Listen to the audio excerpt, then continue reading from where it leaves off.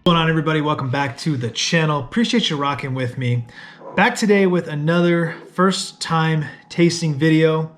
I had a comment a couple of weeks ago from Mori Kiopa. By the way, appreciate you supporting these tasting videos. I really appreciate all the good feedback on that.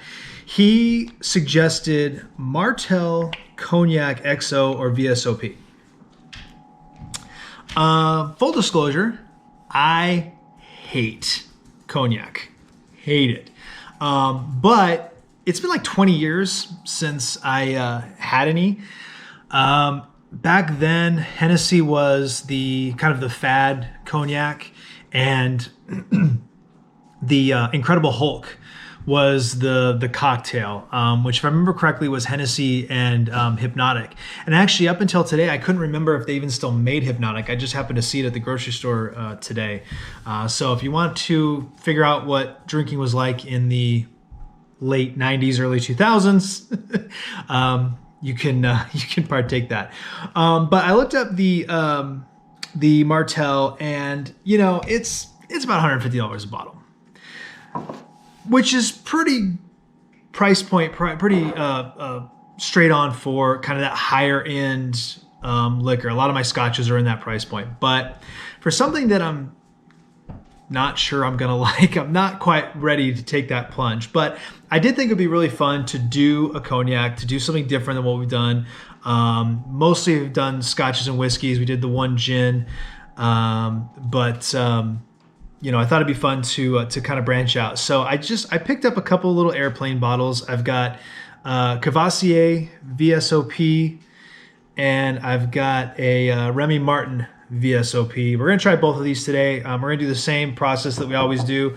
I've got my shot glass. I've got two little cups on the rocks here, and we're gonna see how it goes. I don't know. I just remember I really didn't like it, but I'm trying to keep an open mind. Because that was a long time ago. I wasn't even drinking scotch at that time.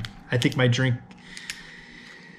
in those days was probably a vodka sour, and we used the crappiest sour mix. It's just like sugar syrup and like a hint of citric acid. It was disgusting in hindsight, but that's what we were drinking at the time. So I'm gonna start with the Courvoisier, and we're gonna see how it goes. So this one's for you. Maury, appreciate you rocking with me, and I hope you enjoy this experience. So here we go. Courvoisier VSOP. Okay, I mean, it doesn't smell bad. You know, it's got kind of a whiskey scent to it, which I guess being a brown liquor, it would, but here we go. I'm a little scared. I'm not usually scared, but I'm a little scared. You have a bad memory associated with it. A very bad memory. Scare anybody.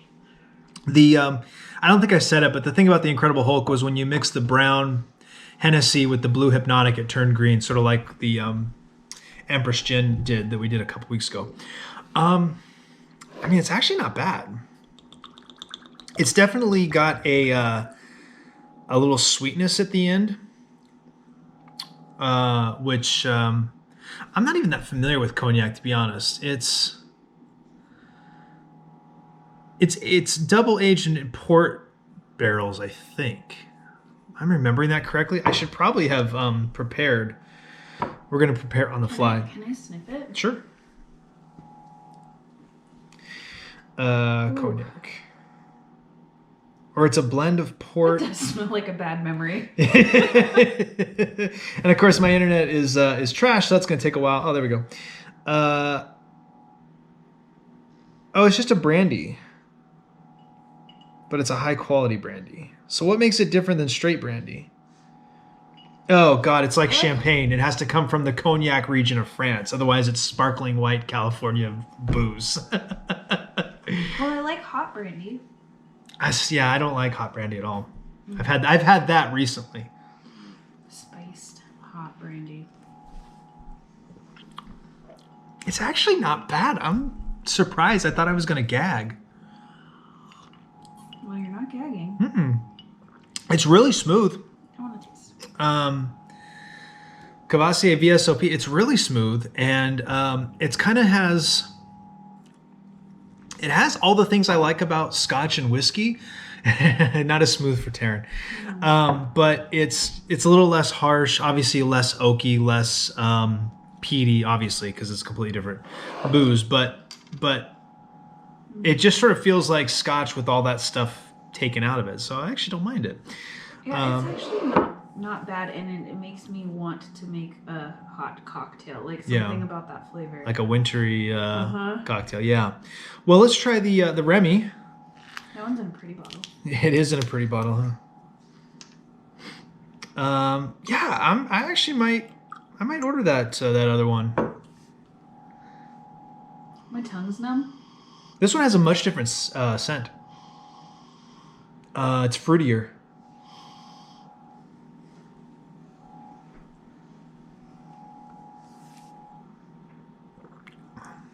It's not as smooth as the Courvoisier. It's a little more astringent, for sure. Color's the same. Color's the same. It might be a little bit darker.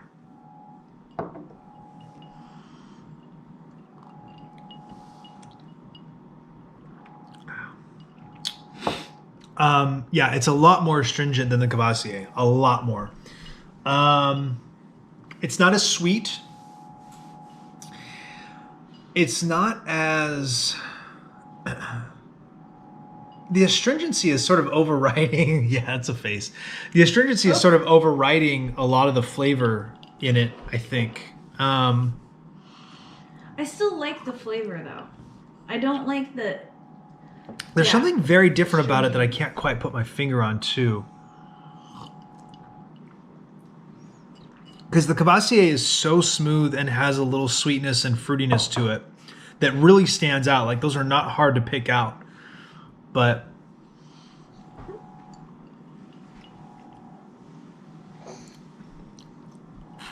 what is that? That burns. That went up my nose. I don't know if it's not oak, but some sort of char? I can't. No, it's something else. I don't know. It might be something particular about the way that Remy is made. It might be, however they distill their base spirit.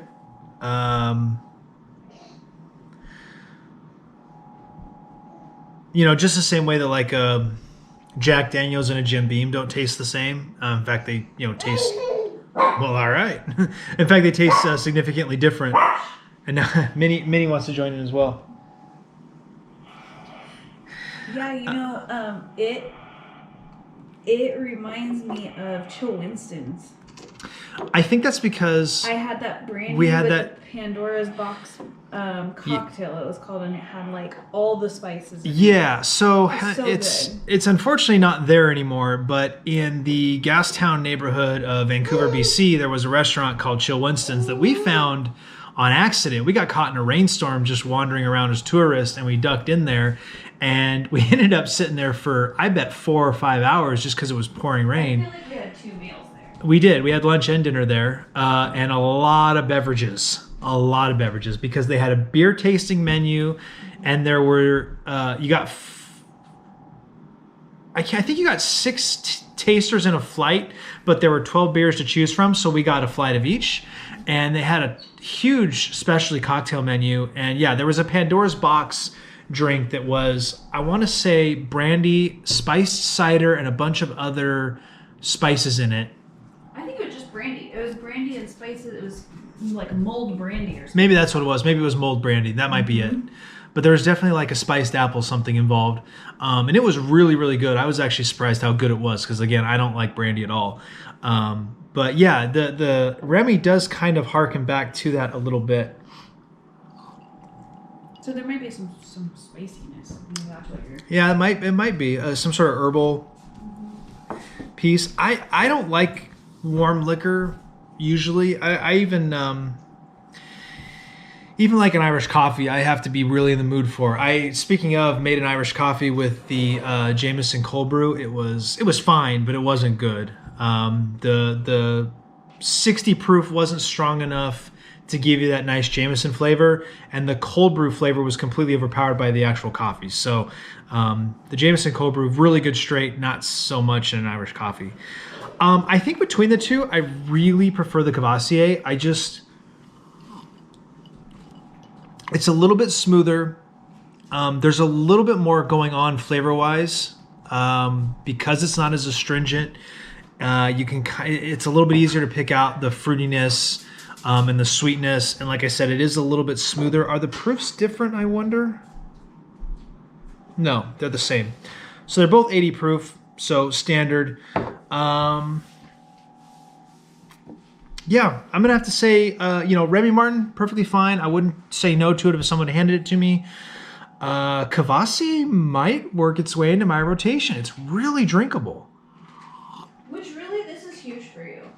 This is huge for me because I don't venture away from Scotch much at all. I will take a blind flyer on an expensive bottle of Scotch if it's from the right region and sort of has the right description as far as the tasting notes. But to try a whole different, or on a recommendation, or on somebody's recommendation, but to try a whole new liquor, and actually be into it is pretty unusual for me. I've been around the block a few times, and I sort of know what I like, and I kind of stick to it. But I actually really like this Courvoisier.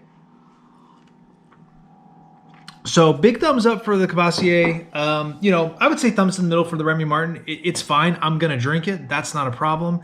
But it doesn't have the drinking it is not as pleasurable, enjoyable as the Courvoisier. The Courvoisier has a very satisfying experience. The mouthfeel is great. The flavor is great. The finish is great. It's not really astringent, which I normally don't have a problem with, obviously, as a Scotch drinker, but that astringency is just not quite working for me with the Remy. And I think because, and this might just be my palate, I'm so used to having that associated with peat and smoke, and the tar flavor of a peaty Scotch. I think that's what's missing for me. I think that's the disconnect. But I'm really glad I did this. So, shout out to Maury for the recommendation, because honestly, I would not have done this if he hadn't put the idea in my head. I definitely wouldn't have gone and picked out a couple of airplane bottles specifically for the video. But I'm really glad I did. I really like this Courvoisier, and I did not expect. I thought I would take a sip and I would gag and embarrass myself for y'all's enjoyment, but that's not what happened. This is really tasty. Appreciate you guys, Maury. Shout out to you again. Appreciate the recommendation, and we're gonna take a look at I've forgotten the name of it. Martell Cognac XO or VSOP. I don't remember which one I looked up. I think I looked up VSOP, which was like 150, and I would guess XO is probably 250, because that's usually how that works. Someday in the future, when the bar at the casino is reopened, I'll bet $1 million they have one of those on there, because I have been able to try just about everything up there. I had all the crowns, all the way up to the XR. That I was able to try there, and they only charge like $16, I think, for a glass. So at least they did pre-pandemic. So someday in the future, it'll probably be pretty easy to give that a try without having to buy a whole bottle. So again, appreciate you guys. Like, subscribe, share, comment down below, all that good stuff, and I will see you next time.